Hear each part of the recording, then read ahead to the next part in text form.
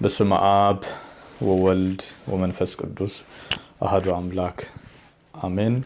ካብ እግዚአብሔር አቦናን ካብ ጎይታናን መድኃኒናን ኢየሱስ ክርስቶስ ጸጋን ሰላምን ንዓኻትኩም ይኹን። ከም ፈቃድ አምላክ ከምቲ ሕልፍ ኢለ ዝገብሮ ኣብ ምህናጽ ኣእምሮ ዝብል ሎማዓንቲ ሒዜ መጽየ ዘለኹ ድማ ብዛዕባ ምህናጽ ኣእምሮ ኮይኑ ብዛዕባ ሓይሊ ሓሳብ ከመይ ጌርካ ብሓሳብካ ትልወጥ ከመይ ጌርካ ትሓስብ ምሕሳብ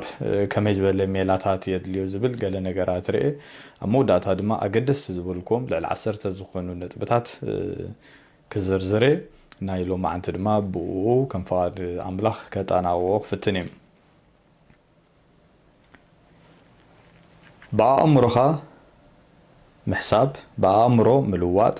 በአእምሮ ምቕያር በአእምሮ ምሕዳስ ምዕባይ ማለት ኣብ ኩሉ ይዝጠቅም። ኣብ ሃይማኖት ይጠቅም፣ ኣብ ሓዳርና ይጠቅም፣ ኣብ መዓልታዊ ህይወትና ይጠቅም፣ ኣብ ሕብረተሰብ ይጠቅም፣ ኣብ ምልእቲ ዓለምና እውን ይጠቅም። ምክንያቱ ንዓለም ዝቀየሩ እቶም ሓሰብቲ ተመራመርቲ መሃዝቲ ስለ ዝኾኑ ነፍሱ ወከፍ ሰብ ንነፍሱ ግዜ ድህባ እንድሕር ኮይኑ ብኩሉ ተሓሳስባና ክንልወጥን ክንቅየርን ከም እንኽእል መጽሓፍ ቅዱስ ያረጋግጸልና እዩ። ሳይኮሎጂካሊ ብዝኾነ መገዲ እንተርኢናዮ እውን ክንዕረፍ ከም ንኽእል ክንልወጥ ከም ንኽእል ክነመሓይሽ ከም ንኽእል ብሳይነሳዊ መገዲ ከይተረፈውን ክንሪኦ ክንመሃሮ ክንረጋግጾ ይከኣል እዩ። ስለዚ ሓሳብ እንታይ እዩ መሰረቱ? ሓሳብን ኣእምሮን እንታይ እዩ? ኣእምሮ ዓብ ነገር እዩ። ስለዚ ከመይ ዝበለ ርክብ ዘሎ እግዚአብሔር ኣብ ፈጣጥርኡ ዘደንቕ ነገር እዩ። ስለዚ ከመይ ገይረ ጥዑይ ሓሳብ ይሓስብ እያ ዘላ ከመይ ጌርና ሲ ጥዑይ ሓሳብ ውፅኢት ዘለዎ ሓሳብ ንሓስብ the power of thinking ሓይሊ ሓሳብ ከመይ ንርድኦ ከመይ ጌርና ሓይሊ ዘለዎ ሓሳብ ንሓስብ እዩ ዝብል እዩ። በተሓሳስባና ክንልወጥ ክንዓቢ ክንሕደስ ኣገዳስነት ስለ ዘለዎ እዚ ድማ ኣብ እምነት ኣብ ሃይማኖት ኣገዳስነት ኣለዎ። መጽሓፍ ቅዱስ ባዕሉ በተሓሳስባና ክንሕደስ ስለ ዝነግረና ኣብ እምነትና ኣብ ሃይማኖታት እውን ናይ ኣእምሮ ምሕዳስ እንተዘይሃልዩ ናይ ኣእምሮ ምዕራይ እንተዘይሃልዩ ናይ ኣእምሮ ምህናጽ እንተዘይሃልዩ ትርጉም የብሉን። ኣብ ሓዳርና መዓልታዊ ናብራና ኣብ ሙሉእ ሕብረተሰብን ብውልቅ ዝጀመረ ድማ ንመላእ ሕብረተሰብን ንሙሉእ ዓለምን ከም ዝጸሉ በብዙሕ መገዲ ባዕላትና ነስተማቕሮ እዩ። ስለዚ ናይዚ ትምህርቲ ቀንዲ መሰረታዊ ዓላማ ዝኸውን ድማ ሰባት ብዝሓሰቡልና ክንከይድ ዘይኮነሲ ባዕልና ከመይ ጌርና ሓሰብቲ ክንከውን ከም ንኽእል ከመይ ጌርና ባዕልና ተመራመርቲ ክንከውን ከም ንኽእል ሰባት ብዝሓሰቡልና መገዲ ክንከይድ ዘይኮነሲ ባዕልና እውን ከመይ ጌርና ክንሓስብ ከም ዘለና ዘርኢ እዩ። ተዘይኮይኑ ሰባት ዘዝሓሰቡልና ሰባት ዘዝበሉና ተቐቢልና ጥራይ ንኸይድ እንድሕር ኣለና ኮይና ከም ረድኤት ተጸበይቲ ተመጽወቲ ኮይንና ኣሎና እዚ ድማ ናይ ኣእምሮ ስንክልና ኣጋጢምና ኣሎ ማለት እዩ። ስለዚ ኣብ ሃይማኖት ኣብ ርእዮት ናይ ፖለቲካ ኣብ ማሕበራዊ ህይወት ካልኦት በብዝሓሰቡልና ሆሆ ምባል ኩላትና ውፅኢቱ ንሪኦ ዘለና ኢና። ኣብ ኩሉ ኮ ፌል ጌርና ኣይንዕወትና ዘለና።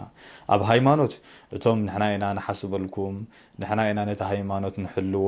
ንሕና ኢና ናይቲ ሃይማኖት ሊቃውንቲ ካባና ወፃኢ የለን ዝብሉ ነታ ቤተ ክርስቲያን ዓጊቶም ኣለዉ። እቲ ህዝቢ እውን ተዓጊቱሎ ኣብ ቤተ ክርስቲያን ክንሪኦ ከለና ኣብ ሃይማኖት ክንድቲ ዝድለ ለውጢ የለን። ህዝቢ ድማ ኣብ ሆሆ እዩ ዘሎ ማለት። ስለዚ ስጋም መዓስ ብርግጽ ዝንኸዶ ዘለና ቁኑዕ ኣካይዳ መን እዮም ነቲ ሰላም ዘርግዎ ዘለዉ? ስለምንታይ ሰብ ከይነቅሕ ከምኡ ዝግበር ዘሎ? መን ኢኺ ካብቲ ምንዋፅ 10 ግዜ ዝረብሕ ዘሎ ዝብል ነገራትን ክንሓስብ ኣለና። ኣብቲ ፖለቲካዊ ነገር እውን ከምኡ ብሓቂ ድዩ ጥቕሚ ዘለዎ መገዲ ንኸይድ ዘለና ንኩልና ብዘርብሕ ንኸይድ ዘለና ሲ ወይ ገለ ሰባት ናይ ውልቂ ረብሖም እዮም ገይሮሞ ዘለዉ ነዚ ኩሉ ካብ ስምዒት ካብ ህሆብ ዝወፀ መገዲ ከመይ ጌርና ሓሲብና መርሚርና ንፍትሾ ንደሊ ዘለና። ሐዋርያ ጳውሎስ ንሮሜ ምዕራፍ 12 ኣብ ፍቕዲ 2 ዘሎ ከምዚ ይብሎም እቲ ሰናይን ባህ ዘብልን ሙሉእ ፍቃድ ኣምላኽ እንታይ ምዃኑ ምእንቲ ክትምርምሩሲ ብምሕዳስ ሓሳብኩም ተለወጡ እምበር ነዚ ዓለም እዚ ኣይትምሰልዋ ይብሎም ብምሕዳስ ሓሳብኩም ተለወጡ እምበር ነዚ ዓለም እዚ ኣይትምሰልዋ ስለዚ ሓሳብ ሎም ዝሓሰብናዮ ዓመ ዝሓሰብናዮ ቅድሚ 6 ወርሒ ኣተሓሳስባና ዝነበረ ሓደ ዓይነት ተልዩ ጽቡቕ የለና ተሓሳስባና ክሕደስ እዩ ዘለዎ ክዕረ ኣለዎ ጉድለታት እንተነይርዎ ብዝበለጸ መገዲ ስለዚ ከመይ ጌርና ኢና ጥዑይ ሓሳብ ንሓስብ እንዳብራህኹዎ ኸይደ ሎም ማዓንቲ ምሕሳብ ከንታይ እዩ ጥቕሙ ነዚ እውን ክንሪኦ ኢና ምክንያቱ መንእስያትና ባዕሎም ናይ ገዛእ ርእሶም ወነንቲ ሓሳብን ዕላማን ራእይን ዘለዎም ክኾኑ እንድሕር ኮይኖም ባዕላቶም ክሓስቡ ክጅምርሎ ማለት እዩ ስለዚ ነዛ ምልእቲ ዓለምና ዝቐየርዋ ሓሰብቲ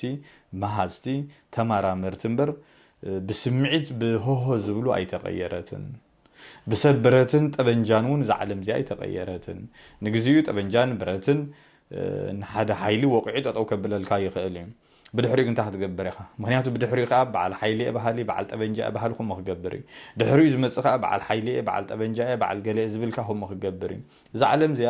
بتبنجا يكونت انت مع عائشة بأمورها تغيرها بمحدث أمره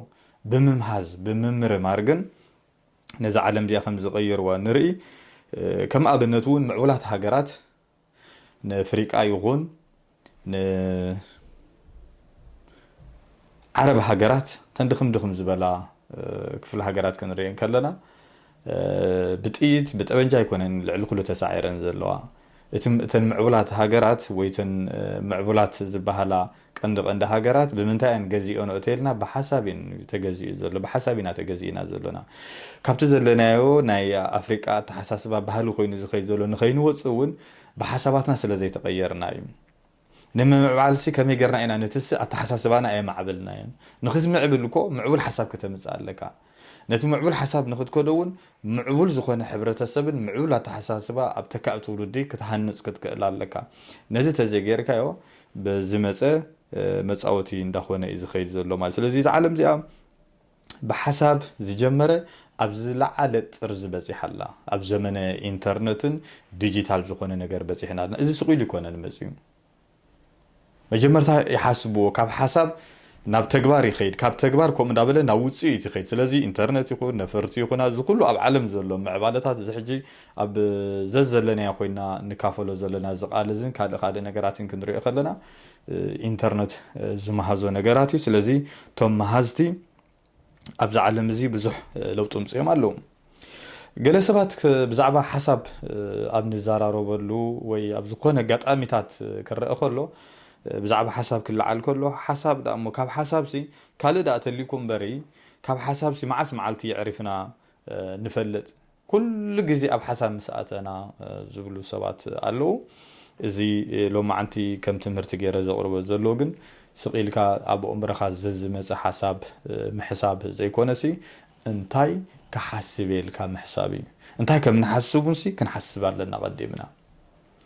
بعلو زز مص زيكونسي انتاي كحسب علن لو معنتي بزعبا انتاي كحسب زلني إلنا تدالينا مزينا خمزي نفوتاويخا قصرا غيركا رخيبكا اب ندا شاهديو اب غزودي اب تفلالي رخيبنا نعللو لك خمو مس سبنتنا قصرا غيرنا انتاي كحسبي بزعبا انتاي كحسب دلي زلو قيدنا تدالينا نخدو حساباتي تزي كوينو اتن احنا حسابات نبلو زلنا كله امرنا زمص زلو أمره جفافيتي زمز فلذي قتالينا زغنا حسابون كم تسألنا يخيل هنا أبنت مس حدث من دحر تسألينا تبايسنا بزحات زفوتونا زفكرونا كن كدوم زدلينا كدولو لنا زدلي مساعتهم جزي خلنا حلف زدلي خلو بسنكت حدا مسانا زتبع أساسب أمرنا بو تقيد خوع الخيل سلازي سخان تاي كمز بسجت حرقان من نواز يخمز سلازي نتون كمزي ام سبات كمي غيرنا اتحساسبانا معبيلنا نوغدوم كمي غيرنا دليت نغبرهم كمي غيرنا زحاش حساب كنحسب كم نخيل كاو وصينا نا امرنا كمي غيرنا نناغفو نا صبوق نغير متان كحسب نريو تزي كوينو اتي ززمص حسابات نحسب وينا نبلو زلناكو طعنانا عمرنا نخلو دامج ناغبرو خيدالو زغلو بزحدي شكوردي كانسردي بزح زلخا بحرقان ببسجت بستفعلالي ندام عبل زمت زلو مخانيهم لقاونت زنقرو سلازي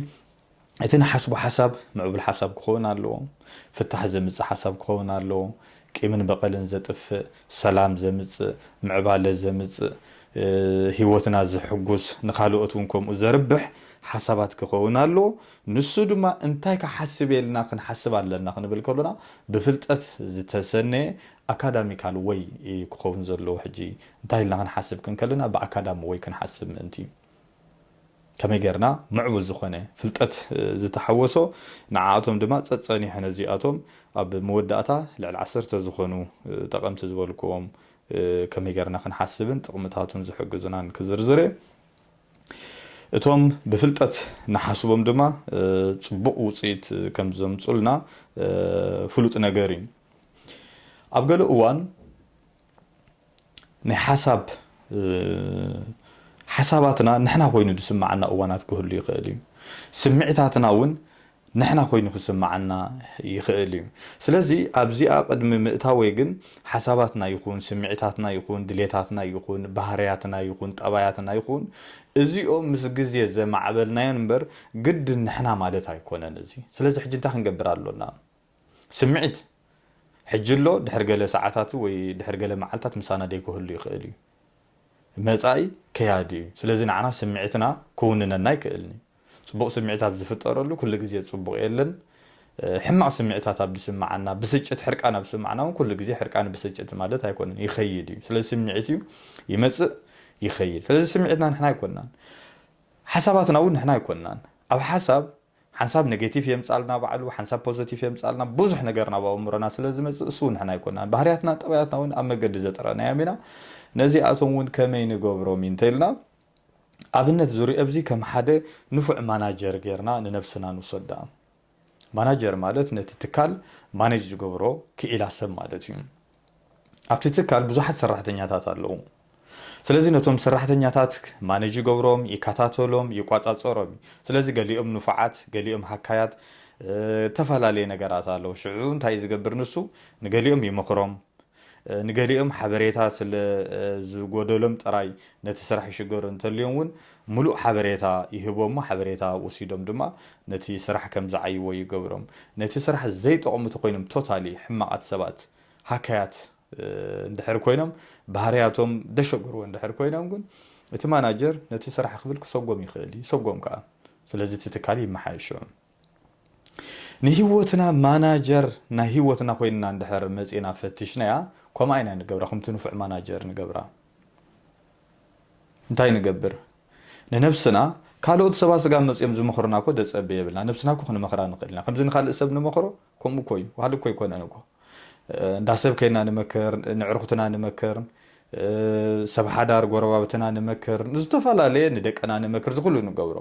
ትጠፍአና ንኹሉና እንታይ ነፍስኻ መምካረ ንነፍስኻ መምዓት ስለዚህ ንነፍስና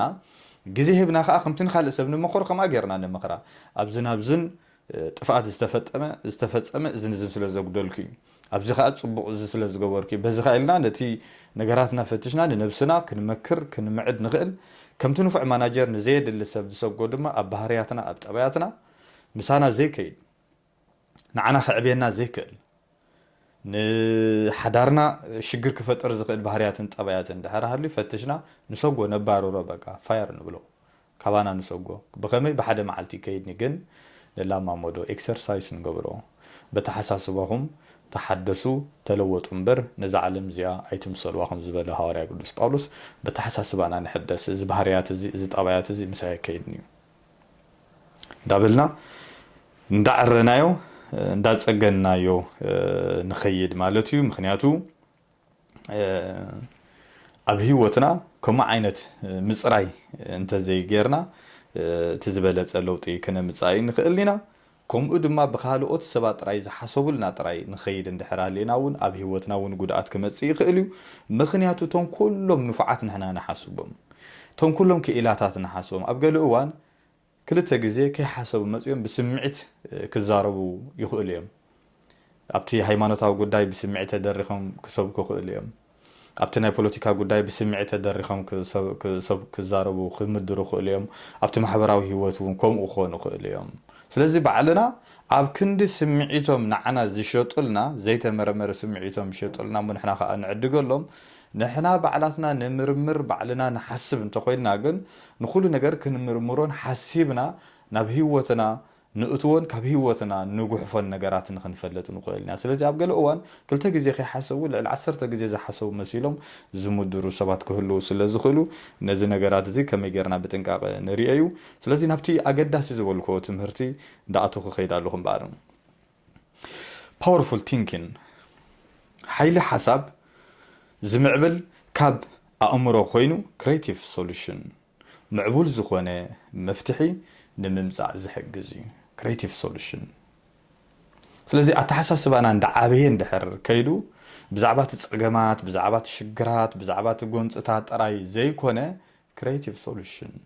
ኣብ ሓዳርና ጎንፁ ህጋጥመና ይኽእል ግን solution ካሎ መፍትሒ ኣሎ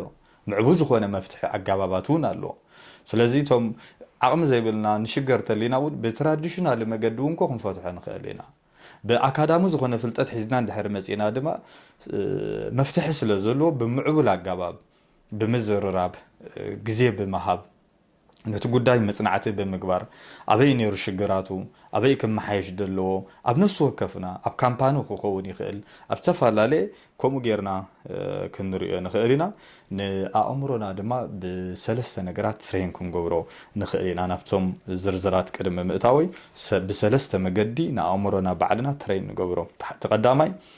ክሪቲካል ብዝኾነ ነቐፌታዊ ኣተሓሳስባ ብምዕባል ንኹሉ ዝመፀ አሜን ኢልካ መቀባል ዘይኮነ ኣብ ኩሉ ምዕራፋት ዓለም ዘዝመፀ አሜን ኢልካ ተቀበለቱ እንካ ሽግር ኣለካ ምክንያቱ ናይ ሕሳብ ሽግር ኣለና ናይ ምምርማር ዓቕሚ ጎደለልና ማለት እዩ ናይ ርእሰ ተኣማንነት እውን ጉድለት ኣለና ማለት ስለዚ ሓደ ርእሰ ተኣማንነት ዘለዎ ሰብ ክገብሮ ዝኽእል ብክሪቲካል ብዝኾነ ነቐፌታዊ ኣተሓሳስባ ኣማዕቢሉ እዚ ነገር እዚ ከምኡ ድዩ ካበይ ተበጊሱ ከምኡ ኢልዎ ስለምንታይ ከምዚላ ናበይ እኽዚልና ነቶም ነገራት ንሪኦም ተኻልኣይ ስትራቴጂካል ብዝኾነ ኣጋባብ ናይ ኣተሓሳስባ ጌርና ንሪኦ ማለት እዩ ቅዲ ንገብረሉ ኣብዚ ከዓ ነቲ ነገራት ከመይ ጌርና ንከታተሎ ነማዕብሎ ንርኢ እቲ ሳልሳይ ፖዚቲቭ ኣወንታዊ ዝኾነ ኣተሓሳስባ ብምዕባይ ነገራትና ከነመሓይሾ ይከኣል እዩ ስለዚ ሓያል ኣተሓሳስባ ንምምዕባል ክንጥንቀመሉ ዝሕግዙ ቀንዲ ሜላታት ዝበልኮም ኣብዚ ክዝርዝሮም ቀዳማይ ዝሪኦ ሓያል ዝኾነ ኣተሓሳስባ ምምዕባል እዩ ሓያል ዝኾነ ታራ ዝኾነ ኣተሓሳስባ ከምቲ ኩሉ ሰብ ዝሓስቦ ስቂሉ ኣብ እምሮና ዝመፃና ንገብሮ ዘይኮነ ሓያል ዝኾነ ኣተሓሳስባ ንምምዕባል እንታይ ንገብሮ ብድሆታት ወይ ድማ ቲ ቻሌንጅስ ንብሎ ክመጽእ ከሎ ወይ ክፍጠር ከሎ ካብ ምህዳም ንዕቤትና ኣጋጣሚታት ክንወስዶ ወይ ድማ ከም ኦፖርቹኒቲ ከም ዕድል ጌርና ክንሪኦ ክንቆጽሮ ጽቡቕ ነገር እዩ ገለ ሰባት ሓደ ነገር ክፍጠር ከሎ ወይ ንእሽቶ ሽግር ቅርቅር ተይሉ ካሃድሙ ጥራዮም ዝደልዩ ንነገራት ኣብዛ ዓለም እዚኣ ካብ ሽግር ብምህዳም ክትስዕሮ ይትኽእልኒ ኢኻ ኣብቲ ዝኣተኻዮ መፂኻ ደድሕሪኻ ከመፅእ ስለዚ ከም ዕድል ከም ኦፖርቹኒቲ ክንጥቀመሉ ክንክእል ኣሎና ብምህዳም ግን ክትዕወት ስለዘይትኽእል ማለት ስለዚ ቻሌንጅ ክንገብሮ ኣለና ንነፍስና ማለት እዩ ካብ ድኻምና መምሃር ካብ ናትና ጌጋታት መምሃር ኣብ ሕሉፈይ ኣነ እንታይ ጌጋታት ገይረ ከመይ ለሓሊፍ እየ ዝብሉ ተመክሮ ንቐስመሉ እምበር ተስፋ ዘቁርጽ ጌርና ክንሪኦ ኣይግባአናኒ ማለት እዩ ምክንያቱ እቲ ኣባና ዘጋጠመ ድኻም ከመይ ጌርና ተመክሮ ንቐስመሉ ከመይ ጌርና ንመሃረሉ ተዘይኮይኑ ተስፋ ክቁርፀና ኣይግብኦን እዩ በዚ መገዲ እውን ክንሪኦ የብልናን ከምኡ ድማ ህፁፅ ለውጡ ጥራይ ዘይኮነ ብፃዕሪ ሓሳብ ምሕያሽ ከም ዘሎ ምእማንን ምፍላጥን ድማ ጽቡቕ እዩ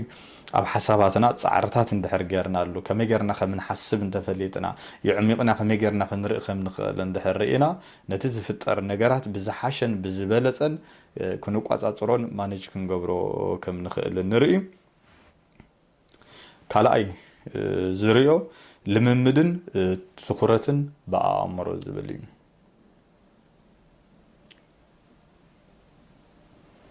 ኣተኩሮ ንገብረሉ ነዚ ድማ ክንላማመዶ ሓደ መዓልቲ ክልተ መዓልቲ ዘይኮነ ክንላማመዶ ንኣብነት ነዛ ቪድዮ ክንሰምዓ ከለና ብሓደ መዓልቲ ብክልተ መዓልቲ ብምርኣይ ብዙሕ ለውጢ ደይ ከተምጻልና ትኽእል እያ ብዙሕ ሓሳባት ሒዛ ስለ ዘላ ኣነ ድማ ግዜ ስለ ዘይብለይ ኣብ ከምዚ ዕድል ክረከብ ከለኹ ዝያዳ ስለ ዝመልኦም ማለት እዩ ስለዚ ደጋጊምና ክንሪኦ እንድሕር ክኢልና ግን ገለ ነገር ክንወስድ ንኽእል ማለት እዩ ስለዚ ኣብዚኣ ተቐዳመይቲ ምስትንታን ዕድል ትኸፍተልና ከመይ ጌርና ከነስተንትኖ ንኽእል ነቲ ነገራት ምስትንታን ኮንተምፕሌሽን ንብሎ ወይ ሜዲቴሽን ንብሎ እዚ ግዜ ሂብካ ትገብሮ ነገራት እዩ መብዛሕትኡ ገዳማዊ ህይወት ክንሪኦም ከለና እቶም ኣብ ኣስተንትኖ ዝኣምኑ ገዳማውያን ኣቦታት ንሳቶም ዝያዳ ሓይሊ ኣለዎም ማለት እዩ ኣእምሮኦም ይኹን ብሜንታሊ ይኹን ፊዚካሊ ይኹን ኩሉ ነገራት ክንሪኦም ከለና ሓያላት እዮም ምክንያቱ ብዙሕ ዓሚቕ ዝኾነ ናይ ኣስተንትኖ ህይወት ስለ ዘለዎም ስለዚ ምስትንታን ቀሊል ነገር ኣይኮነን ከምኡ ድማ ናይ ዝዓውዲ ክኢላታት ኣብ ምስትንታን ከሎና ወይ ኣብ ኩሉ ግዜ መዓልታዊ ህይወትና እውን ዓሚቕ ዝኾነ ናይ ምስትንፋስ ኦክሲጅን ምርካብ ንኣእምሮና ጠቃሚ ስለ ዝኾነ هدي إلون أمرنا كحسب سلزة حجزه نوح زخنة ناي أكسجين سحب كناي موسع سرعة ناي مستنفس حجازي تقوم عنا تملمماد ملمماد أمرنا ملؤ تكرات كجبر دما كاب مهوتات كوزعنا كحجزنا يخيل يلو سلزي تزهوت تزلوا أمره تكرات كجبرنا حدا نجر كن حسب كن دل خدنا هاوتيتنا بكالي يخيل ኣብ ሓደ ጽቡቕ ነገር ከለና ሃውቲቱ ናብ ካልእ ይኸይድ ስለዚህ ሕጂ ኣብቲ ምስትንታን ክንላመድ ከለና ኣእምሮና ኣተኩሮ ክገብር ኣብታ ዘለዋ ቦታ ኣብታ ዘለዋ ሰዓትን ግዜን ብሓሳብ ተወሲዱ ስቂሉ ናብ ዘይጠቅም ዝኸይድ ዘይኮነሲ ትኩረት ክገብር ዝኽእል ኣእምሮ ክንውንን ምልምማድ ይሕግዘና ኣብቲ ናይ ምስትንታን ግዜ እዚ ድማ ብዝግባእ ብንጹር ክንሓስብን ነቲ ዘለናዮ ኩነታት ክንቋጻጸሮን ይሕግዘና እዩ ዕላማኻ ዝሰርቕ እናወገድካ ዕምቆት ዘለዎ ሓሳባት ንምምንጫውን ይሕግዝ እዩ እቲ ዕላማኻ ዝሰርቀካ ዘሎ ካብቲ ዕላማኻ ከውፀካ ዝሓስብ ዘሎ ዕሙቕ ኢልካ ነቲ ነገራትካ ክትፍትሹን ክትሪኦን እቲ ሓሳባትና እውን ብዘይ ምኩልላፍን ብዘይ ምቁርራፅን ምንጪ ረኺብና ክነስፍሖ ክንዕምቆ ሓጋዚ ይገብሮ እዩ እዚ ካልኣይ ኢለ ነይረ ሳልሳይ እምበር ኣብ ሳልሳይ ከዓ ኣገደስቲ ሕቶታት ብምቕራብ ነገራትና ናይ ተሓሳስባና ምዕባይን ምቕያርን ምልዋጥን ክንገብር ንኽእል ኢና ንኣብነት ኣብቲ ተፈጢሩ ዘሎ ሽግር ኣተኩሮ ዝያዳ ካብ ምድሃብ ነቲ ተፈጢሩ ዘሎ ንምዕራይን ንምምሕያሽን ብኸመይን ስለምንታይን ዝብሉ ሓሳባት ዝያዳ ምዝውታር ይምረጽ ብሉ መብዛሕትና ግን እንታይና ንገብር ሓደ ፀገም ተፈጢሩ ብዛዕባኡ ጥራይ ንሓስብ ከምዚ ዝበለ ተፈጺሙ ኢሉ ንኣእምሮና ይሕዞ መፍትሒ ከይንደልውን ንኣእምሮና ቀይዱ ይሕዞ ስለዚ ንሕና እንታይ ክንላማመድ ኣሎና ኣብ ክንዲ ነቲ ሽግር ምርኣይ እዚ ሽግር እዚ ካልእ መፍትሒታት ከንታይ ኣለዎ ኢልና ናብቲ መፍትሒ ዝያዳ ንኣእምሮና ከምዝደሊ ከም ዝቃነ ንገብሮ ማለት እዩ ፀድፊ ተፈጢሩ ኣሎ ብርግጽ እግዚአብሔር ድማ መዋጽኦ ፈጢሩ ኣሎ ሽግር ተፈጢሩ ኣሎ ካብቲ ሽግር ዘሳገር ጸጋ ድማ እግዚአብሔር ሂብሎ ስለዚ ከመይ ጌርና ካብቲ ዘሎ ጸገማትን ሽግራትን ንዕኡ ጥራይ ካንዳራኣና ካብ ንዳሃል ካብ ንፈርሕ ካብ ነስቆርቆር ውፅእ ኢልና ሓሳባት ይዕሚቁና ብምርኣይ መፍትሒ ብኸመይን እንታይን እንዳበልና ንሪኦ ማለት እዩ እቲ ዝበለጸ መፍትሒ ናይዚ ጉዳይ እዚ እንታይ እዩ ትዝበለጸ ወይ ቅልል ዝበለ መፍትሒ ከለዎ ድዩ እቲ ዝበለጸ ናይ መወዳእታ ሶሉሽን ከምጽእ ዝኽእል መፍትሒኸ ኣየና እዩ ዝብል ደቀቕቲ ይኹን ማእኸላይ ዓበይቲ መፍትሒታት ዝበልናዮም ንርኢ نتي زمص بدهوتات بخمي كبدهو يخلي لنا دما نحسب منالبات مواصو اندادلنا خلنا مواصو دسالنا لشجر متان كيفطر انت مصخ الا انا امرنا تنغرنا ونحما يكون انت خنخ انت تفصمه از ነገር እዚ ስለዚህ ንዑ بخمي كبدهو يخل بخمي كسغرو يخلون بزعبا زي امرنا صبو افلطو كهلوون كنبدهو كنكلالونا كمزعنتو يتبلنا دما كريتيكال زخونه حتتات بمفطر نأمرنا دلو كم زخون نقبرو إنا ስለዚህ አእምሮ ክንዕብየን ተደልና ንዕብየና ዓብ ሓሳብ ክንሓስብ ተደልና ክንሕስቦ ንኽእልና አእምሮት እግዚአብሔር ዝፈጠሮ ዓብ ስለ ዝኾነ ኣብ ደቀቕቲ ነገር ዝጠቅምን ዘይጠቅምን ለውጥ ዘምፅን ዘይምፅን ኣሲርና ተውዒልናውን ኣብኡ ክውዕል ይኽእል እዩ ኣብ ጽልእን ኣብ ቅርሕንትን ኣብ ቂምን አእምሮና ኣሲርና ተውዒልናውን ኣብኡ ተደፊኑ ክነብር ይኽእል እዩ ራብዓይ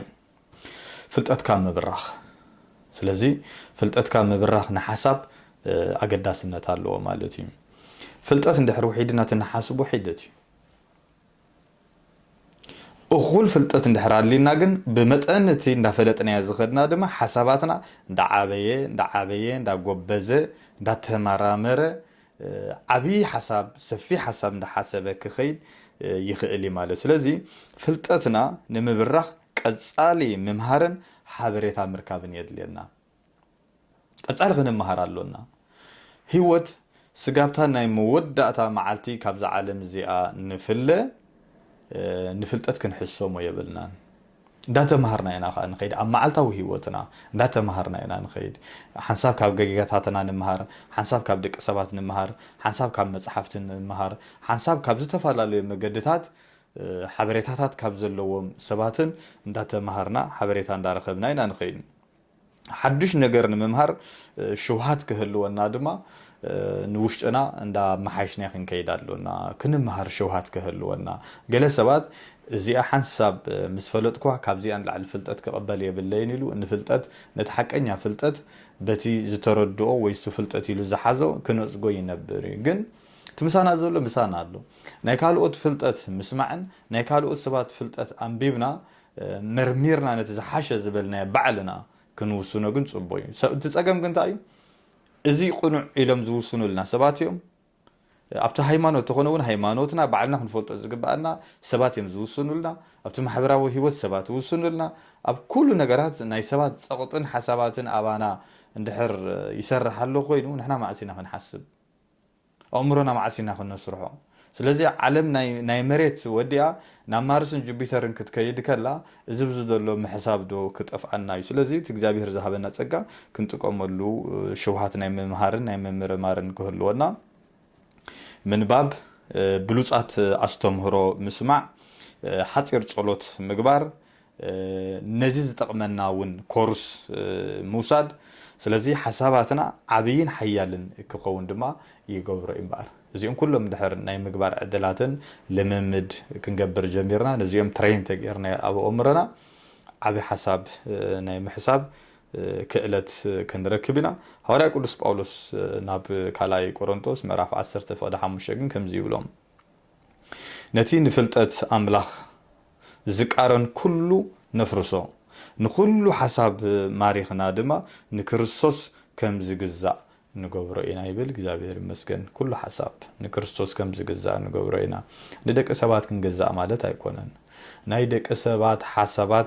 ሓሳባትና ጌርናዮም ክንከይድ ማለት ኣይኮነን ናቶም ሓሳባት ጌጋቶ ኮነኸ ንሶምን ዘይመረመርዎ ስምዒቶም ሸይጦምልና እንተጸንሑኸ ንሕና እንታይ ንኸውን ኣሎና ምእከቢ ናይ ዝተጋገዩ ሰባት ምእከቢ ናይ ሰባት ስምዒታቶም ናይ ዝጓሓፉልና ሰባት ንኸውን ኣለና ስለዚ ነፍሲ ወከፍና ባዕልና ናይ ምምርማር ሽውሃትን ባዕልና ናይ ምሕሳብ ክእለትን ቅድሚ ሕጂ ተነርና ጽቡቕ ተዘይነርና ግን ካብዛ ትምህርቲ እዚኣ ጀሚርና እውን ናትና ሓሳብ ብኮንፊደንስ ስለምንታይ ብዙሓት ዝኣመኑሉ ተኾይኑ ኮሰብ ይፈርሕ እኳ ሕጂ ሓቂ ምስ ኣለኮ ዝረኣዮ ነገር ኣሎ ዝበፅሖ ነገራት ኣሎ ልቦኑ ዝነገረ ሰብ ኣሎ ብዙሓት እዚ ሓቂ ኢሎም ዝሰማምዑሉ እንድሕር ኮይኖም ነዚ እዚኣሲ ኣይትኾንያ እዚኣ ተይላሲ ኣይትሰርሕንያ ምዞም እኩባት ምኻድ ይሕሸን ኢሉ ከም ምርጫ ዝወስድ ሰውን ኣሎ እዚ ክዕውተና ይክእልን እዩ ሓምሻይ ዝርዮም ምግንዛብ ኣዕሚቕካ ድማ ምሕሳብ ዝብል እዩ ስለዚ ታ ምግንዛብ ንባዕላ ብቋንቋና ዓባይ ነገር እያ ከተጋናዝብ እንተጀሚርካ ነገራት ማለት እዩ ስለዚ ስምዒታዊ ኣየጋናዝብኒ ኣብዚ ደረጃ ዝንሪኦ ዘለና ግን ነቲ ስምዒታዊ ዝኾነ ምሳና ዘሎ ነገር ጉሒፍና ምግንዛብ ንጅምር ክንሓስብ ከለናስ እንዳጋናዘብና ከም ዝተኾነኸ ከም ዝተተፈጠረኸ ቅድሚ ሕጂ እኮ ከምዚ ኮይኑ ነይሩ ሕጂ ከምዚ መን ብዛዕባ ዝፅሒፉ ነይሩ መን ብዛዕባ ዝተዛሪቡ ነይሩ መጽሓፍ ቅዱስ ብዛዕባ እንታይ ይብል እምነተይ እንታይ ዝብል ዘሎ ብብዙሕ ዝዓይነቱ ነቲ ነገራት እንዳጋናዘብካ ማለት እዩ ምግንዛብ ዘለዎ ቀሊል ነገር ኣይኮነን ዓሻ ሰብ ነቲ ዘረባ ከም ድልዮት እንዳደረቦ እዩ ዝኸይድ እቲ ልቦና ጥበብ ዝበሃል ግን እንዳጋናዘብካ እዩ እንዳሓሰብካ እዩ እንዳመርመርካ እዩ ክምፍጠር ዝኽእል ሰዓቤናቱ እንዳረኣኻ እዩ ማለት ስለዚ ምግንዛብ ዘለዎ መገዲ ክንርኢ ከለና እዚ ከመይ ጌርና ነምፅኦ ተልና ግዜ ወሲድካ ብዛዕባ ሓሳባትካን ውሳኔኻን ደጋጊምካ ኣዕሚቕካ ምሕሳብ ይብሉ ደጋጊምካ ኣዕሚቕካ ብምሕሳብ እንታይ ከ ግዜ ወሲድካ ግዜ መሃብ ነቲ ነገር ዘይምህዋኽ ዘጻድፍ ደይብልካ ከሎ ብዙሕ ጸደፍደፍ ዘይምባል ግዜ መሃብ ስለዚ ብዛዕባ እዚ ዕንቆት ብዘለዎ ምግንዛብ ክትገብር እንድሕር ኮንካ ተሃዋኻ የድልየካኒ ማለት እዩ ርግእ ምባል የድልየካ ኮፍ ምባል የድልየካ ምሕሳብ የድልየካ ስለዚ ሓሳባትናን ውሳኔታትናን በበይኑ መታን ከይከውን ሓሳብና ካልእ ውሳኔና ካልእ ከይከውን ከምኡ ኮኑ ኸውን ኢና ሓሳብና ካልእ ዘሎ ትንሓስቦ ዘለና እዚ ንውስኖ ወሲና ዝመጻና ካልእ ይኸውን ስለዚ ኣነን ውሳኔን በበይኑ ሓሳባይተይን ውሳኔን በበይኑ ይኸውን ከምኡ የጋጥም ሕጂ ግን ካብዚ ክንወፅእ እንተኮይንና እንድሕር ከነጋናዝብ ጀሚርና ግዜ እንተሂብናዮ ሓሳብናን ውሳኔናን ማዕረግ ክኸውን ይኽእል እንተዘይ ኮይኑ ሕጂ ዝሓስቦ ሰብ ወሲንዎ ዝመፅእ ካልእ ዝኸውን ዘሎ ከምዚ ከይንኸውን ግዜ መሃብ የድልዩ እቲ ናይ ምግንዛብ ዓቕምና ምስ በረኸ ማለት እዩ እንታይ ጽቡቕ ነይርኒ ኢልና ኣብዚ ቦታ እዚ ምርኣይ ጽቡቕ እዩ እንታይ ድኽመት ነይርኒ ኢልካ ብምግንዛብ ምርኣይ ነዚ ነገራት እዚ እውን ጽቡቕ እዩ ካብ ሕሉፍ ተመክሮይከ እንታይ ተማሂረ ቅድሚ ሕጂ ሓሳባይ ካልእ ስጉምተይ ካልእ እዩ ነይሩ ሕጂ ከንታይ ተማሂረ ኣብዚ ከጋናዝብ ዝጀመሩ ሕጂ ከምኡ ድዩ ዘሎ ዝሓስቦን ተግባራተይን ማዕረዲ ዘሎ እንዳበልና ንሪኦ ምክንያቱ ብዙሓት ሊቃውንቲ ከም ዝሰማምዕሉ ናይ ስነ ኣእምሮ ወዲ ሰብ ልዕሊ 50 ልዕሊ 60 ካብ 100 ካብ ካልእ ሰብ ዝመሃሮ ካብ ገዛ ርእሱ ዝመሃሮ ይበዝሕ እዮም ዝብሉ ምክንያቱ ነብስና እንድሕር መርሚርና ካብ ጌጋታትና ንመሃሮ ይበዝሕ እዩ ካብ ጌጋታትና ንመሃሮ ስለምታይ ቅድሚ ሕጂ ከም ዝተጋገየ ስለምታይ ከም ዝገረ ስለምታይ ከም ዝሰሪ ሕጂ ትንገብሮ ነበርና ግብርታት ኩሎም ቀሲልና እንተሪእናዮም በየን ምስ ከድና በየን ምስ መፃና እንታይ ምስ በልናቶም ኩሎም ጌጋታት ተፈፂሞም ኣብ ሂወትና ይኹን ኣብ ናብራና ይኹን ምስ ቤተሰብ ይኹን ኣብ ስራሕ ይኹን ኣብ ፋሚሊ ይኹን እዚ ኩሉ እንድሕር መርሚርናዮ ንዓና ከም ዩኒቨርሲቲ ጌርና ነፍስና እንድሕር ወሲድና ልዕሊ 60% ከይተረፈ ወዲ ሰብ ካብ ገዛ ርእሱ ዝመሃር ይብሉ ግን መን እዚ እቲ ነፍሱ መርሚሩ ፈትሹ ዝመሃር እዩ ስለዚ ከምዚ ክንገብር ተጀሚርና ብሉጽ ናይ መደምደምታ ውሳኔ ከም ንውስን ይገብረና ይብሉ ምክንያቱ ተማሂርና እንዴና መርሚርና እንዴና ካብ ድኻማትና ርኢና ኢና ካብ ናይ ካልኦቱን ወሲድና ኢና ስለዚ ኣብዚ ሓሳባትናን ውሳኔታትናን በበይኖም ዝነበሩ ሕጂ ግን እቲ ንገብሮ መደምደምታ ብሉጽ ዘየጣዕስ ኣገዳሲ ዝኾነ ነገር እንዳኾነ ይመጽእ ማለት እዩ ኣብ ሻልሻይ ደረጃ ዝሪኦ ኣጸጋሚ ግምታት ብጣዕሚ ኣጸጋሚ ግምታት ሓደ ሓደ ግዜ ብግምት ናብ መደምደምታ ንበጽሑ እዋናት ኣሎ ጌጋይ ግን ግምት እዩ ግምት መደምደምታ ክብጽሐካ ይክእልን እዩ ግምት ምናልባት እንታይ ክኸውን ይኽእል እዩ awareness ክበካ ይኽእል ከምኡ ክኸውን ይኽእል ዶ በልቀሲ ለዚ ነገር እዚ ክሪኦ ክምርምሮ ኢልና ምናልባት ከም awareness ክኸውን ይኽእል እዩ ናብ መደምደምታ ክብጽሐና ግን ኣይግብኦን እዩ ምክንያቱ ኣብ ገለ እዋን ገለ ሰባት ግምታት ሒዞም ልናመፁ ክነግሩና ከለዉ ከም ትክክል ከም ዝረኣይዎ ኮይኖም ነግሩና ገለ ሰባት ከባእሱና ስለዝደለዩ ነገራት ከም ይፈጥሩ ስለዚ እንድሕር ስምዒታት ኣብ ዝበጽሖም ድማ ነቶም ግምታት ከም ናይ መወዳእታ ስለ ዝገብርዎም ምስ ፈተውቶም ይባእሱ ምስ ሓዳሮም ይባእሱ ምስ ኮሚኒቲኦም ይባእሱ ኣብ ምስትናቶም ቸርች ይባእሱ ኣብ ዘለኹም ኣጋጣሚታት ከምኡ ክፍጠር ከሎ ምስ ኩሉ ፍቲ ኣጋጣሚታት ዘሎ ይባእሱ ማለት ስለዚ ንግምታትካ ኣዕሚኡካ ምምርማር ካብ ስምዒት ወይ ድማ ጌጋ ውሳኔ ነፃ ይገብር ይብሉ ነቶም ግምታት ግዜ ህብና ጭብጥታት ስጋብ ንረኽበሎም ክንምርምሮም ዝሓሸ ማለት እዩ ሓያል ኣተሓሳስባ ዝበሃል ድማ ንኹሉ ኣብ ሕቶ ይእቲኻ ምምርማር ይብሉ ሓያል ኣተሓሳስባ ዝበሃል ይንኣስ ይዕበ ብዘየገድስ ንኹሉ ጥርጣረ ዝመፀ ድዩ ካልእ ነገራት ድዩ ንኹሉ ይዕበ ይንኣስ ብዘየገድስ ባዕልኻ ሕቶ ፈጢርካ ነቲ ነገራት ክትመራመረሉ ክትፈላሰፈሉ ጀሚርካ ብሰፊሕ ዝኾነ መገዲ ርኢኻ ድማ ነቲ መደምደምታ ክትህብ ከለኻ እዚ ብስምዒታውያን ሰባት ዝመፀ እዚ ብጌጋ ሓበሬታ ዝመፀ እዚ ትክክል ዝመፀ ኢልካ እቲ ጭብጥ ዝተረኸቦን ዘይተረኸቦን ኣብ መንጎ ክርዳድን ስርናይን ከመይ ጌርካ ትፈልዮ ንኣእምሮና ነዳልዎ ማለት እዩ ስለዚ ግምታት ሓደ ግዜ ጌጋ ውሳኔ ሂቦም ኣብ ብዙሕ ዘይተደልየ ሽግራት የውድቑና እዮም ስለዚ ነቲ ግምት ጥንቃቐ የድልዮ እዩ ስለምንታይን ብኸመይን ዝብሉ መርመራታት ክነብዝሓሎም ክንክእል ኣለና ነዞም ከምዚኦም ዓይነት ጉዳያት ቁፅሪ 7 ስምዒትካ ብምስትውዓልን ምርኣይን ምምርማር ነቲ ስምዒትና ብምስትውዓል ንሪኦ ከምኡ ድማ ንምርምሮ ከምቲ ንፉዕ ማናጀር እንታይ ኢና ኢልናዮ ነቲ ሰብነትና ንሕና ስምዒትናስ ኣይኮንናን ዲና ኢልና ንሕና ተሓሳስባና ኣይኮንናን ኢልና ንሕና እንታይ ኢና ኢልና ብልና ንነብስና ልዕል ኢልና ወፂና ብርኽ ኢልና ወፂና ብላዕሊ ኮይና ክንሪኦ ንኽእል ኢና ከምዚ ጌርና ስለዚ እንታይ ንገብሮ ኣለና ማለት እዩ ነቲ ስምዒትና ብምስትውዓል ብምርኣይን ብመገዲ ምርምርን ጌርና ንቋፃፀሮ ማለት እዩ ስለዚ ንሰብነትና ኣእምሮና ብርኽ ኢሉ ወፂኑ ኩሉ ክሪኦ ናይ ምኽኣል ዕድል እንድሕር ፈጢርናሉ ንኩሉ ነገራት ክንሪኦ ንኽእልና እቲ ቅድሚ ሕጂ ኣብ ሰብ ኣብ ትካላት ኣብ ሃይማኖት ኣብ ገለ ኣብ ፖለቲካ ብሉ መዓልቲ ብዛዕባ ካልእ ጥራይ ንጥቀመሉ ዝነበርና ብዛዕባ ርእስኻ ምርኣይ ፅቡቕ ነገር እዩ መፅሓፍ ቅዱስ መብዛሕትኡ ግዜ ተርእናዮ ብዛዕባ ርእስና እዩ ዝነግረና ብዛዕባ ርእስና እዩ ዝዛረብ እቲ ዝፈልጦ እሞ ዘይገብሮ ሓጢያቱ ኮነ ይብል ስለዚ ኩሉና ንፈልጦ ንኸውን ግን ነቲ ንፈልጦ ክንላማመዶ ተዘይክኢልና ነቲ ንፈልጦ እውን ገንዘብና ክንገብሮ እንተዘይክኢልና ኣይተጠቐምናሉን ኣለና ማለት እዩ ስለዚ ተቐሊል ዝመስል ነገራት እውን ክትጥቀመሉ እዩ ዘለና ስለዚ ፈለጥናዮ ኩሉ ነገር ምሳና ኣሎ ማለት ኣይኮነን ስለዚ ንኩሉ ነገራት ብጥንቃቐ ምርኣይን ምልምማድን ናትካ ገንዘብካ ምግባርን ግን ታዋና ኣብዚኣ ደላ ስለዚ ስምዒትካ ምርዳእን ምቁፅፃርን ምኽኣል ዕጡቕ ሰብኣይ ወይ ድማ ዕጥቕቲ ሰበይቲ ይገብረኪ ሙሉእ ሰብኣይ ይገብረካ ምልእቲ ሰበይቲ ይገብረኪ ልቦና ዘለዎም ሰባት ክንከውን ይገብረና ማለት እዩ ከምኡ ድማ ስምዒት ካልኦት ምርዳእን ናይ ካልኦት ስምዒታት ምኽባርን ክትርዳእሎ ምኽኣል ቀሊል ነገር ኣይኮነን ስለዚ ብላዕሊ ወፂኻ እንድሕር ርኢኻዮ ፍንትት ኢልካ ንነገራት ተርኢኻዮ ክንደይ ፅቡቕ ነገር እዩ ሽግር እውን ክፍጠር ከሎ ኣብ ክንዲ ምስቲ ዝሽገር ዘሎ ኣብኡ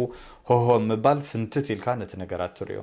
ንነብስኻ ንባዕላ እውን ፍንትት ኢልካ ብላዕሊ ኮንካ ትሪኦ ስለዚ ኩሉ እቲ ዝፍጠር ግዜ እንተሂብናዮ ፍንትት ኢልናሉ ኣብ ተወሰነ ሰዓታት ድዩ ተወሰነ እዋናት ድዩ ግዜያት ድዩ ዘይመሓይሽ ነገር ስለዘየለ ክመሓይሽ ይኽእል እዩ ክዕረ ይኽእል እዩ ፍንትት ምባል ኣገዳስነት ኣለዎ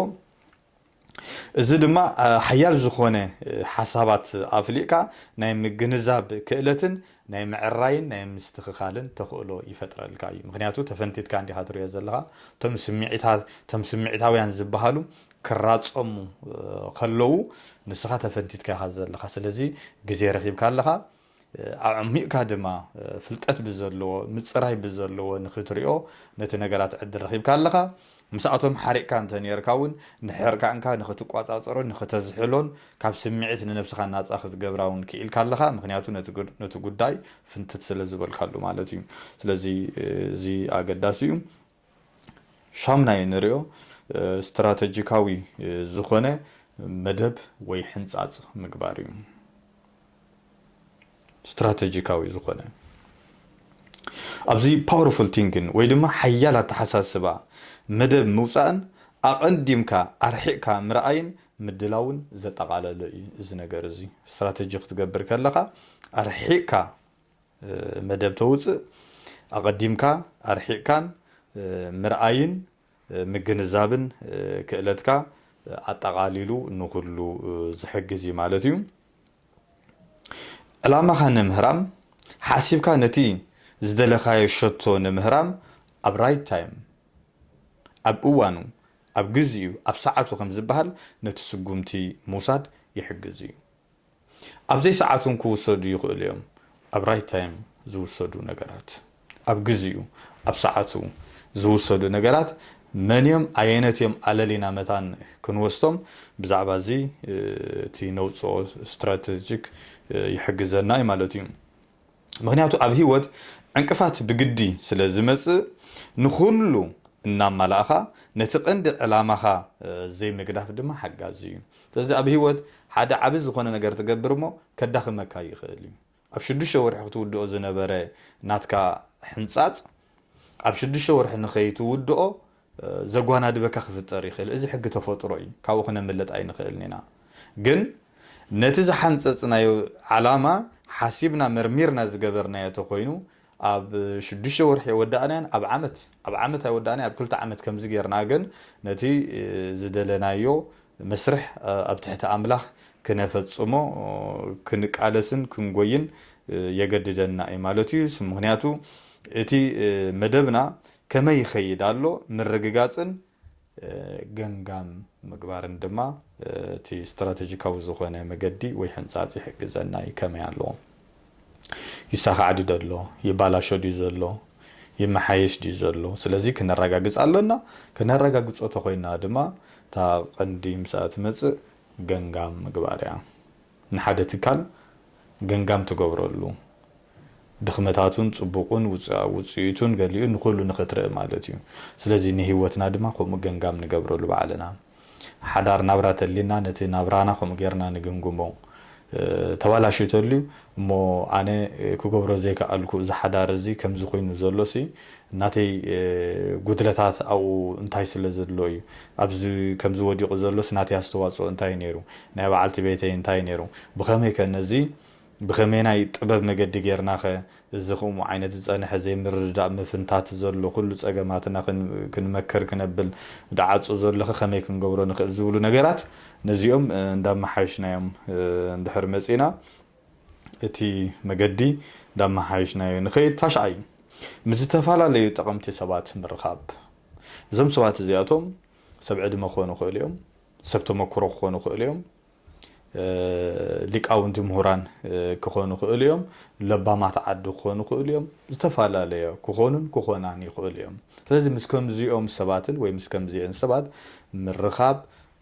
معلال عبي قد الله أبي هوتنا مخنياتو الرأينا قيرو خوليوم التحساسبان قيرو خوليوم مقدنا خمس قير كجبرو خوليوم بزح نجارات هابتام زخانة تمكرو سلزلو كابتو مكرو من المخصاب زي خمسي حجازي تمكرو مسؤوم زلوم حسابات كانت كون حس كممسع مساعتهم مزراب تبغى نجاري نخت حسب كتم مهر زي تبابعها سبات مقانم مرققات دما أقداسي قال سبات نفعات كونو خليهم زي نفعاتهم كونو خليهم جن دتم زقربنا يوم نفعات مسيلنا كان حسب زي جورنا أنت خوينهم كان مهر زي جورنا أنت خوينهم كان مرمر زي جورفنا عند حر خوينهم كابت أمم حدا قوم يزبزح مخنياتو أنا زي حسبكو حسب تراي زولون عند حر خوينهم أنا زي فلت وتراي فلت زولو تخوينهم أنا زي خدكم مجد تراي كيد زولون عند حر خوينهم صعبينات اللوم علمنا خاب خمسة مئات شكرا مخنياتو أملاك نخلنا ني حسابنا تصنتي بالنايو سلازي قدام النت ناي ناصنت حسابنا يم زوستو زلو سلازي ود سب ناص اخوينو خحسب كخيلالو نحساباتو دم حلافنت كوستول خيلالو كمرمرالو مصحفتي خغنصلالو تاريخ عالم كرئ خيلالو كمزيوم زامسلو مهوران عبيت سبات سب تمكرو سب صقا زبلنا يم دما كوكسالو سلازي نمنتاينا نغبرو زلنا هفتام زخونه املاخختان الرأيان متان كهلونا يم سلازي فلو أملاخخت هزلوم حدش نجر كتم مهارن كتم مرمرن دما يحجز يوم كنمهار كم دما خنمرمر مخنياتو كاب بزحت بزح فلطت بزح ጸጋ بزح عدت كنركب سلا نخل بتحده نمهار بتحده دما نمرمر نايت حده ما بتفعل يكون سلا زخل نزي دما ناي ممرمار عقمنا نمبراخ يحجز ايو اب عبيتكا قد خهلو لعل تخلو خم زلو دما قمت غيرم يم ززاروتهم نزا عينت مصنعات زغبرو مبل عسراي عرفت وسيدكا تمليسكا محساب دخيمكا خلخا محساب ايكونن هذا حدا جديس يقولوا حساب ابز مصالنا طراي نغورو زلو ما عندنا مهارو زلنا حساب كن كوم يكونن طنقاقه زدليو بسلت زدليو كونيلكا غزي وسيدكا ساعات وسيدكا حاسبكا زحاش اللوطي ناي ممصا انا نزارارب زلنا سلازي بزي مخنيات عرفت وسيدنا እንደገና ነተሐሳብ ተመሊስና ከንሐስብን ክንምርምርን አገዳስነት አለዋ ምክንያቱ ሐያላት ተሐሳስባን ምውናን عرفتي يدلي يبلو مخنياتو دخيمنا خلنا تخوينو دخم حسابون كون خلي عمره سلازدكم نصا خونكا فريش كونكا محساب ملم ما دبلو كونيلكا مالتي فريش ابزل خالو غزي نمحساب كم تمسكال سبات كتراخو تنافقو فريش كلخا كيدخمكا خلوها بس نفسها مزرراب مس املاخ مزرراب زيتات نغرات كنا معبلو خلنا كندمنتاي طقمي زلو مخنياتو أمرنا بزقبا كحسب نتصر حبريتها كركبن عرفتي يدلي حدا نكحسب كلايكا نتصر زغون حبريتها نخز حيلو خلو يعرفو خلو إذا نقرات نقبرو خلنا نعانا بلوص زغونه وصيت أممصا كم زحجزنا هنا نري زلنا اتي زعبا بفلاي دما اتي زعبا تأفاف انت خوينو وي كبد زبله غداي انت خوينو اخول دقاس رخيبكا محساب مالتيو نخن حسب اخول دقاس كنركب اماخرتي متقام كوم دما نت غدايكا اخول زخونه مصنعتي مغبار يمرصيو ككمت غداي عقمو كبد زبله انت خوينو تهنديدنا خينا اتو دخيمنا بز حسبنا حساب كيكون صبوق عرفت وسيدنا تراغاغينا حاسبنا مرميرنا نتي ندليو زلنا نعو كما خورن كما خران زخلو عقم زلوم سبات حاجز غيرنا كنوسن كلنا اب هيوتنا تمراص نغرات كم زلو وينا نرئ زلنا ناي موداتا مبل 11 خريام عمرخا مسال نحد نغر تسؤلو نعودكا تسؤلو مجد عودكا تسؤلو نتوم صبوق زحلفكا يوم نغراتون تسؤلو ميخاكو حواريا باولوس نغلاتيا خزارب كله اتوم دنزا سبه غلاتيا يسوع كريستوس اب قدميكم دو كم سئلي تسائلي نبرن يلوم سلازي مسال نغرات ناي امنت نغر تخوينو نتي نغر تسؤلو امرخات تو ጉዳይካ ተኮይኑ ከምኡ ስለዚ ነቲ ጽቡቕ ነገራት ከምኡ ንገብር ማለት እዩ ስለዚ ነቲ ዕውት ውጽኢት ኣእምሮኻ ምስኣል ሓደ ከምኡ ድማ ብድሆታት ቅድሚ ምምጽኡ محسابن مسألن دما يقدس يو نعوتاتنا ترى كنا نسلبريت نقبرهم مسؤول ما أبز عالم زي أنا نبرس قاب زلنا زعلم زي أدم ما بفتنا استخبى بس لزخونت نتحدث نسجور خلنا تحدى إزمت تحدى فتنا خنوص خلنا تحدى فتنا إزمت توم فتناتات برجز أبهيوتنا دا مهارونا أم زخدو كرتنا دا تحزنا أم زخدو فرحات زنبرنا تبعت وقبرنا قلطيفو لبنا تسبار زنبره قلطيفو خمزه يسبرو خون سلازي توم زموصو فتناتات بزحات يوم غندما بلوصات سبات عوتات سبات كويننا كم نوصون زغبرو مخانم كن رسو يبلنا سلازي اذا دما نخل زمص زبله امرنا كقبلو دلو كم زخون يغبرو يمالتي سلازي